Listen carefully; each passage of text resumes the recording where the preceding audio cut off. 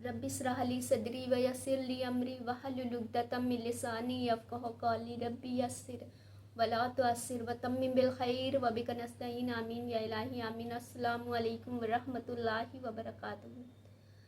अल्हम्दुलिल्लाह आप सब खैरियत से होंगे। अल्लाह हम सबको अपनी हिफ्ज़ व अमान में रखे। तो चलते हैं अपने सबक की तरफ, जो अल्लाह रब्बुल इज़्ज़त तीसरे गिरोह मुनाफिक के बारे में फरमा रहे हैं कि औज़ु बिल्लाहि मिनश शैतानिर रजीम बिस्मिल्लाहिर रहमानिर रहीम। ऐ लोगों, अपने रब की इबादत करो, इसलिए कि उसने पैदा तुमको किया और जैसे तुमको पैदा किया वैसे तुमसे पहले लोगों को भी पैदा किया, इसलिए कि तुम बच जाओ। अल्लाह रब्बुल इज़्ज़त ने दुनिया में किसी को भी स्पेशल बनाकर नहीं पैदा किया। सिर्फ जो लोग अल्लाह के करीब महबूब बंदे हैं वो उन्होंने अल्लाह की इबादत करी, अल्लाह के सिवा किसी से नहीं मांगा, इसलिए वो अल्लाह के महबूब बंदों में बन गए। और हम उनके कदमों में बैठ जाते कि जी आप हमारे लिए दुआ कर दीजिए, आप तो अल्लाह के इतने महबूब बंदे, अल्लाह के करीब हैं, तो आप हमारे लिए वसीला बन जाइए।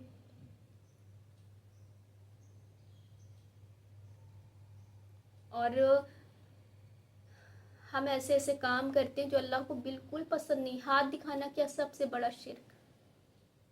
देखिए, जब माँ बाप इस दुनिया से चले जाते हैं तो औलाद उनके लिए सदकाए जारिया होती, जो कुछ भी उनके लिए औलाद करती वो उनके लिए सदकाए जारिया बन जाता। अल्लाह उनके गुनाहों को माफ़ कर देगा, लेकिन वो काम जो माँ बाप ऐसे काम करके गए होंगे जो शिर्क में आते हैं, औलाद चाहे कुछ भी कर ले लेकिन वो गुनाह माफ़ नहीं होगा। अल्लाह रब्बुल इज़्ज़त फरमाते हर गुनाह माफ़ हो जाएगा लेकिन शिर्क माफ़ नहीं होगा।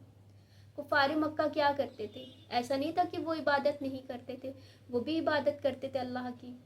एक अल्लाह को वो भी मानते थे, हज ज़कात सब कुछ करते थे, लेकिन वो बुतों के साथ पूजा करते थे, बुतों की पूजा करते थे। जैसे कि दीवार पे कोयले से तस्वीरें बना देते थे और उनके आगे बैठ जाते थे कि, और वो तस्वीरें भी किसकी बनाते थे? नूह अलैहिस्सलाम के दौर में जो नेक बंदे थे उनकी तस्वीरें बनाते थे कोयले से दीवार पर, और उसके आगे बैठ जाते थे कि जी आप अल्लाह के नेक बंदों में थे और अल्लाह के करीब। अब आप इस दुनिया से चलिए गए हो तो अब अल्लाह के करीब हो, तो आप हमारे लिए वसीला बन जाएं। हम तो इतने गुनाहगार हैं कि अल्लाह हमारी दुआएं कबूल ही नहीं करेगा, आप हमारे लिए वसीला बन जाएं। एक कुरैशी बंदा कहीं गया और वहाँ से एक हुजा का बुत लेकर आया और कहा कि देखो, जहाँ मैं गया था वहाँ लोग इसके आगे दुआएं करता है, अल्लाह उनकी दुआएं कबूल करता है। तो एक बुत आया तो 360 बुत आ गए। किस लिए? वसीला बनाने के लिए। हमारा तो मजहब ही इतना खूबसूरत है कि अल्लाह रब्बुल इज़्ज़त फरमाते वइज़ा सालिका इबादी अन्नी फ़इन्नी करीब, कि ए नबी जब भी मेरा बंदा तुझसे पूछे फ़इन्नी करीब, कि मैं उसके करीब हूँ, उजीबुद दावत दाई ज़दान, कि जब भी मेरा बंदा मुझसे मांगता है मैं उसे देता हूँ।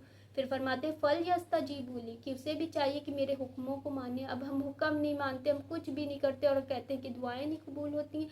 हम ऐसी रास्तों में भटकते हैं कि जहाँ पर अल्लाह ने बिल्कुल नापसंद किया है वो रास्ते। हम आसान रास्ता ढूंढते हैं, हमें 5 वक्त की नमाज़ पढ़ना मुश्किल लगता है ना, तो हम आसान रास्ता अपने लिए ढूंढते हैं। दुनिया में अल्लाह रब्बुल इज़्ज़त ने कोई भी आसानी का वादा नहीं किया है। अल्लाह ने जन्नत में वादे किए हैं बंदे से, उसके बाद भी अल्लाह ने इतनी नेमतें। अब फॉर एग्जांपल एक स्टूडेंट है, अपनी टीचर से बहुत मोहब्बत करता है इसलिए कि वो एग्ज़ाम में पास कर दे, और ना वो पढ़ाई में अच्छा है ना वो पढ़ाई पर मेहनत करता है, तो क्या वो इस उससे कि वो टीचर से मोहब्बत करता है तो वो एग्ज़ाम में पास हो जाएगा? नहीं, जब वो उस एग्ज़ाम के लिए मेहनत करेगा तभी वो पास होएगा, तभी टीचर उसको पसंद करेगी। वो सिर्फ इसलिए कि वो हमसे, मेरा स्टूडेंट है, बहुत मोहब्बत करता है, बस उससे उसको पास कर दे।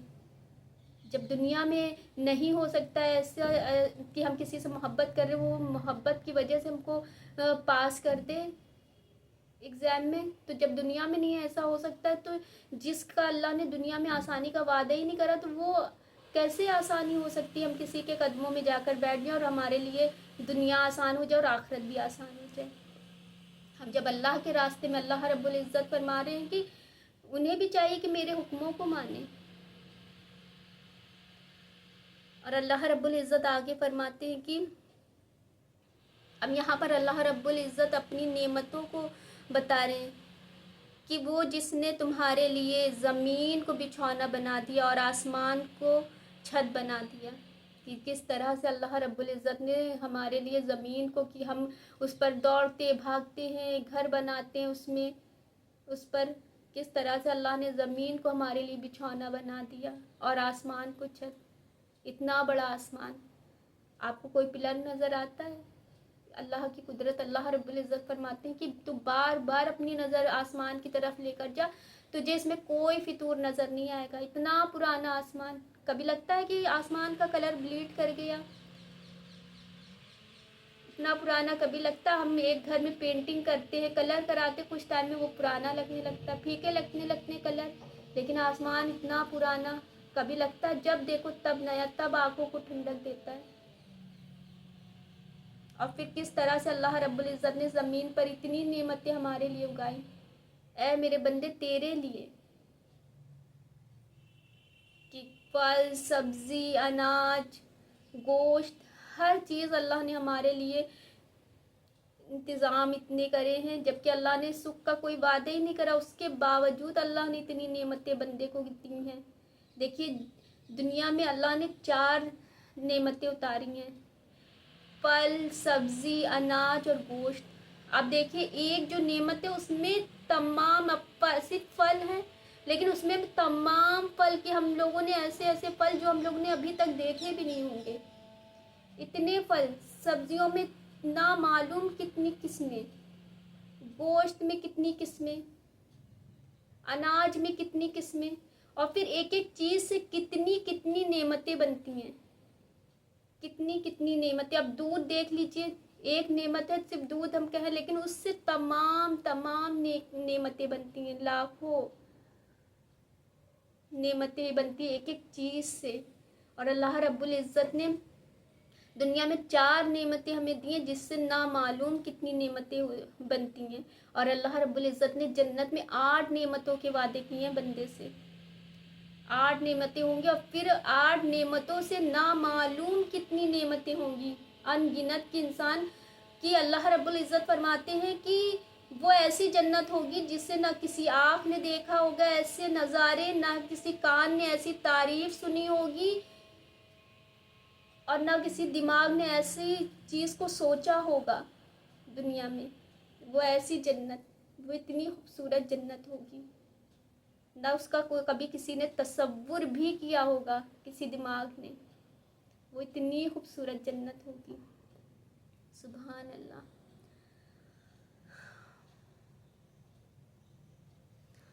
اور آسمان سے پانی اتارا، کہ دیکھیے جب آسمان سے کس طرح سے اللہ رب العزت پانی برساتا ہے،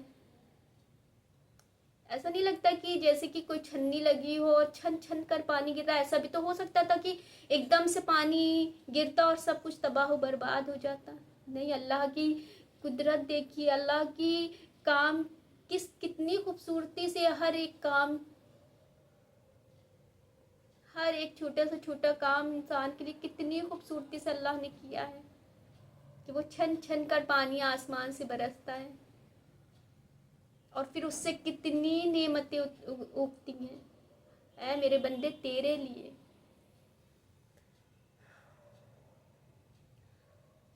اور پھر آگے اللہ رب العزت فرماتے ہیں تو اس سے کچھ پھل نکالے تمہارے کھانے کو۔ تو یہ دیکھیے آگے جو یہ آیت آ رہی ہے، یہ اتنی خوبصورت آیت ہے کہ مجھے اتنی پسند آتی ہے۔ اللہ رب العزت کس طرح سے فرما رہی کہ فَلَا تَجَلُوا، کہ نہ بناؤ، للہ اللہ کے لیے، اندادم شریک، وانتم تعلمون، تم تو جانتے ہو، کہ ہم سب جانتے کہ اللہ ہم سے کتنی محبت کرنے والا ہے، کہ اللہ رب العزت ہر وقت ہمیں سنتا، ہر وقت دیکھتا ہے۔ اللہ رب العزت جیسے ایک ماں اپنے بچے کو محبت سے نہیں سمجھاتی، کوئی بچہ اگر غلط کام کر رہا ہے، دیکھو بیٹا مت کرو ایسا کام، تم تکلیف میں آ جاؤ گے، اسی طرح سے اللہ رب العزت اپنے بندے کو اتنی محبت سے سمجھا رہے ہیں کہ نہ بناؤ شریک اللہ کے لیے، اندادم کی، وان تم تعلمون، اور تم سب جانتے ہو، ہم سب جانتے بوجھتے ہوئے وہ کام کرتے ہیں جو اللہ کو بالکل ناپسند ہے۔ دیکھیے جو چیز اللہ کے اختیار میں، جیسے بارش کا برسنا، اولاد کا ہونا، کاروبار میں ترقی کا ہونا، اور اور جو چیز بھی اللہ کے اختیار میں ہے، وہ ان چیزوں میں اگر ہم کسی سے مدد مانگتے ہیں تو وہ شرک ہے. کہ آپ بتائیے کہ آپ ذرا میرے ہاتھ دیکھ کے بتائیے کہ میری شادی کہاں ہوگی، میرے کاروبار میں ترقی کب ہوگی، میری اولاد کب ہوگی. تو یہ جو کب کب کب ہے، یہ غیب ہے، یہ صرف اللہ کو پتہ ہے، اللہ کے سوا کسی کو بھی نہیں پتہ ہے. یہاں تک جو فرشتے اللہ کے جو اتنے قریب ہیں ان کو بھی نہیں غیب کا علم ہے. اللہ کو صرف پتہ ہے ہر چیز کا، اور اس میں جب ہم کسی سے مدد مانگتے ہیں تو وہ شرک ہوتا ہے. ہم دعائیں کرتے ہیں لوگوں سے جو اس دنیا سے چلے گئے، ہم ان کے لیے دعائیں کر سکتے ہیں، ہم ان سے اپنے لیے دعائیں نہیں کرا سکتے ہیں. اللہ، یہ دیکھیے قرآن کی بات ہو رہی ہے، یہاں پر کوئی حدیث کی نہیں بات ہو رہی کہ کسی انسان نے یہ کہا ہو کہ نہ بناؤ اللہ کے ساتھ شریک. یہ اللہ خود فرما رہا ہے قرآن میں کہ مت بناؤ میرے ساتھ کسی کو شریک. ان کنتم تعلمون، اور تم سب کچھ جانتے ہو. کتنی اللہ رب العزت اتنی محبت سے سمجھا رہا اپنے بندے کو کہ فلا تجلو، کہ نہ بناؤ، للہ اللہ کے لیے، اندادم شریک، وان تم تعلمون، اور تم سب جانتے ہو.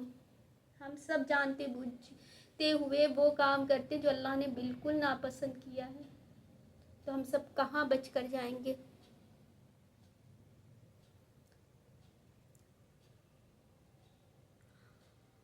اور آگے اللہ رب العزت فرماتے، اور اگر تمہیں کچھ شک ہو اس میں جو ہم نے اپنے اس خاص بندے، یہاں پر نبی کریم صلی اللہ علیہ وسلم کے اللہ رب العزت بات بتا رہے ہیں کہ اگر تمہیں کوئی شک ہے جو ہم نے اپنے بندے پر نازل کیا اس جیسی ایک صورت تو لے آؤ. تو جیسے کہ جب نبی کریم صلی اللہ علیہ وسلم پر وحی نازل ہوتی تھی اور نبی کریم صلی اللہ علیہ وسلم لوگوں کو بتاتے تھے، جو کفار ہوتے وہ کہتے تھے کہ یہ تو بس ادھر ادھر سے قصے کہانیاں لے کر آ جاتے ہیں، اس میں کوئی حقیقت نہیں ہے. تو اللہ رب العزت نے ان لوگوں کو قرآن میں چیلنج کر دیا کہ اگر تمہیں لگتا ہے اس میں کوئی شک ہے تمہیں، تو کوئی بھی اپنی طرف سے آیت بنا کر لیا اگر تم سچے ہو. اگر تم سچے تو اس جیسی کوئی بھی آیت جو ہے لے کر آ جاؤ. تو یہ دیکھیے اللہ رب العزت کفار کو چیلنج کر رہے ہیں. تو آج ہم تو یہ نہیں کہتے